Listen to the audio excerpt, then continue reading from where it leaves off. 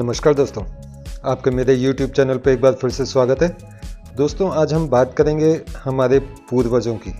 हमारे पूर्वज जो वो अपने उस ज़माने में इतनी बड़ी-बड़ी कलाकारियाँ, चित्रकारियाँ करके हमारे को एक संदेश देने के लिए छोड़ के गए, जिनको अभी तक हम पढ़ नहीं पाए हैं कि वो क्या कहना चाहते थे, क्यों कहना चाहते थे और वो किस सदी में या कब बनाए गए। तो चलिए सबसे पहले देखते हैं हम एक वीडियो, फिर उसके बाद करते हैं बात। इतिहास के गर्भ में क्या छिपा है? हमारे पूर्वज क्या करते थे, कैसे रहते थे, आदि मानव कैसे रहते थे? क्या पत्थरों पर तस्वीर बनाकर वो हमसे कुछ कहना चाहते थे? क्या भारत के इतिहास के बारे में अभी और जानकारी मिलेगी? इन सब की पड़ताल कुछ वक्त पहले महाराष्ट्र के किनारों पर कोंकण इलाके में हजारों साल पहले बने पेट्रोग्लिफ्स यानी पत्थरों पर बने शैल चित्र सामने आए थे। अब पिछले कुछ सालों में आर्कियोलॉजिस्ट के रिसर्च में नए तथ्य सामने आए हैं। हजारों की संख्या में मिले ये चित्र अब सिर्फ महाराष्ट्र से लेकर केरल तक मिल रहे हैं और ये पेट्रोग्लिफ्स अब यूनेस्को की वर्ल्ड हेरिटेज की टेंटेटिव लिस्ट में भी शामिल हो गए हैं। देखिए बीबीसी संवाददाता मयूरेश कोडनूर की एक्सक्लूसिव रिपोर्ट।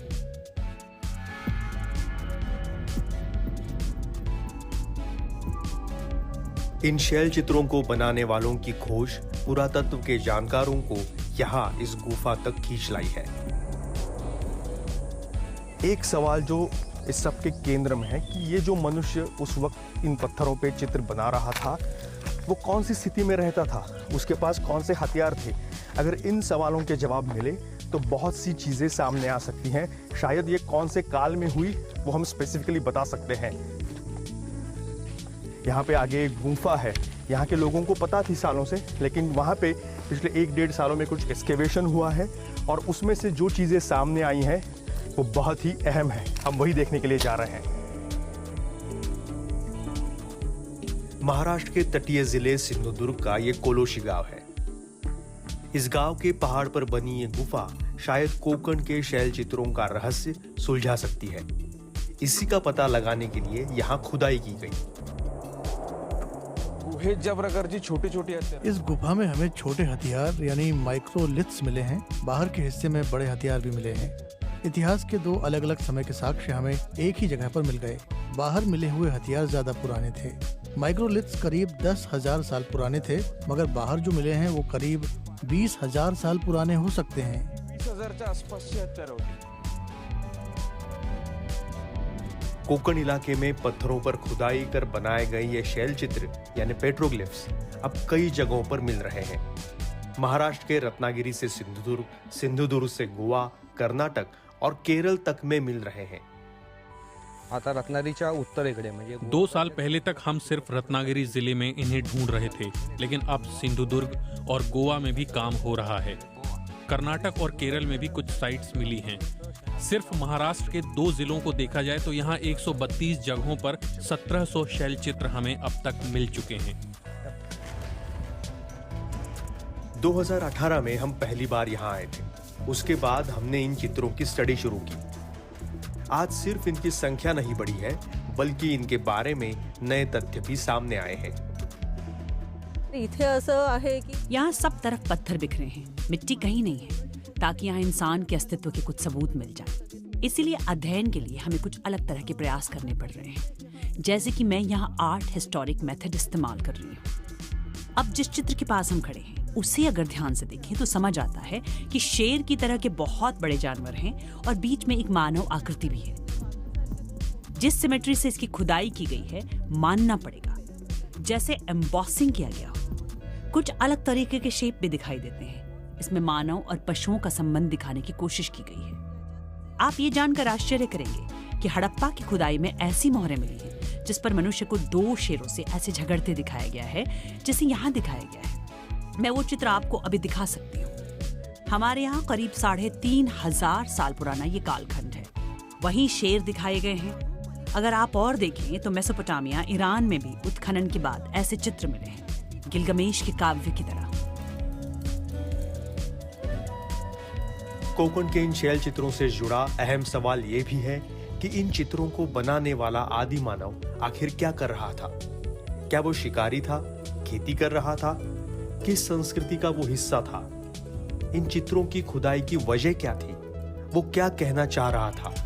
और इन चित्रों का समय क्या था? मतलब ये कितने साल पुराने हैं। आपण जो कालखंड इमेजिन केला होता, हमने जिस कालखंड की शुरुआत में कल्पना की थी ये उससे भी कहीं पुराना है। प्री हिस्टोरिक पीरियड से हिस्टोरिक पीरियड में भी ऐसे चित्र बनाने का काम जारी था। जब उत्तर कोंकण में कन्हेरी जैसे गुफा चित्र बनाए जा रहे थे, दक्षिण कोंकण में उस वक्त भी पेट्रोग्लिफ्स बन रहे थे। अब ऐसा कहा जा सकता है कि ये कालखंड बहुत ही पुराना है। सेकंड सेंचुरी बीसी इतना मोटा है। कोंकण के पेट्रोग्लिफ से जुड़े कई सवालों के जवाब हमें पंजाब के मोहाली में मिल सकते हैं।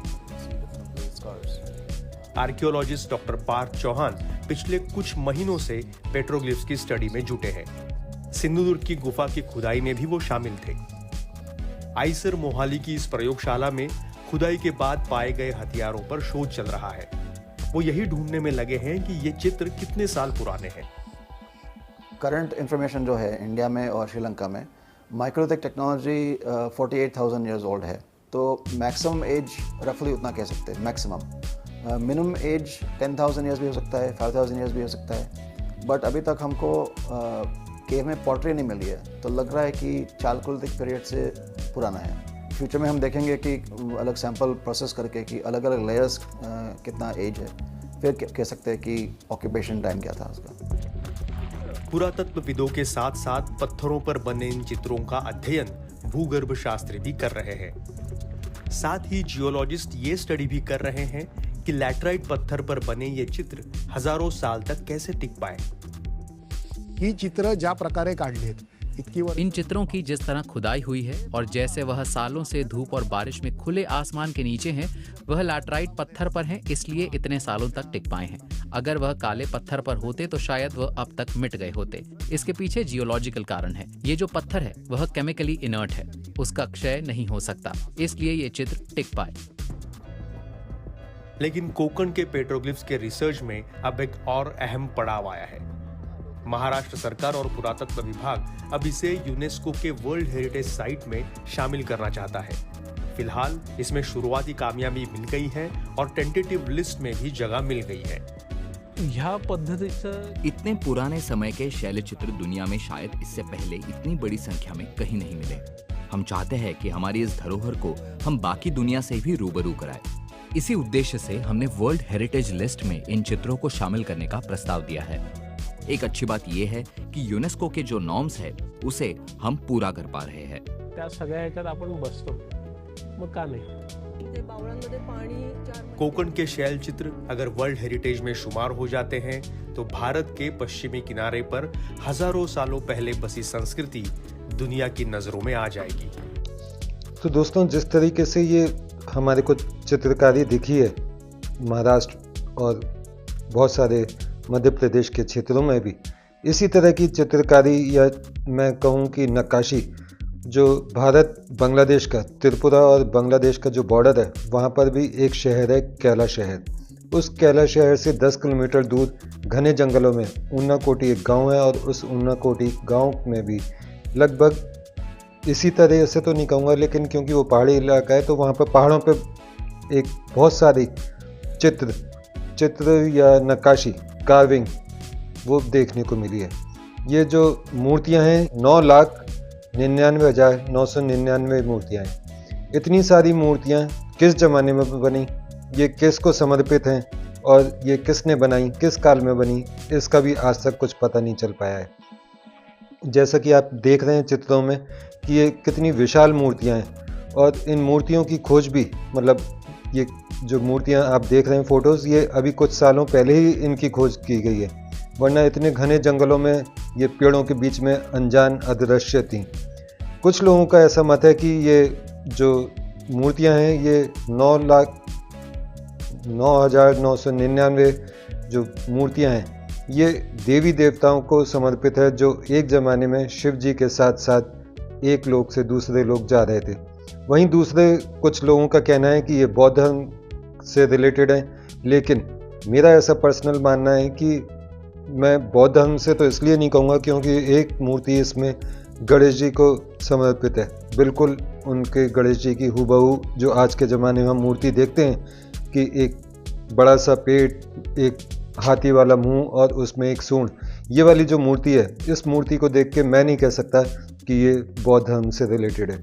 हालांकि वहाँ बौद्ध धर्म काफ़ी मात्रा में माना जाता था, पाया जाता था, इसलिए बौद्ध धर्म वाले ये कह देते हैं, लेकिन उससे भी ज़्यादा वहाँ पर त्रिपुरा, मणिपुर, इम्फाल वगैरह का जो साइड है वहाँ पर कृष्ण की बहुत पूजा की जाती है, यानी कि वहाँ पर हिंदू धर्म, सनातन धर्म बहुत स्ट्रांग था और उसी शुरुआती दिनों में ये मूर्तियाँ बनाई गई होंगी। तो इन मूर्तियों के ऊपर भी मैं एक जल्दी वीडियो लेकर आऊँगा। आपको ये वीडियो कैसा लगा? अगर पसंद आया हो तो लाइक सब्सक्राइब ज़रूर करें। मिलते हैं अगले वीडियो में, तब तक के लिए मुझे आज्ञा दीजिए। नमस्कार, जय हिंद।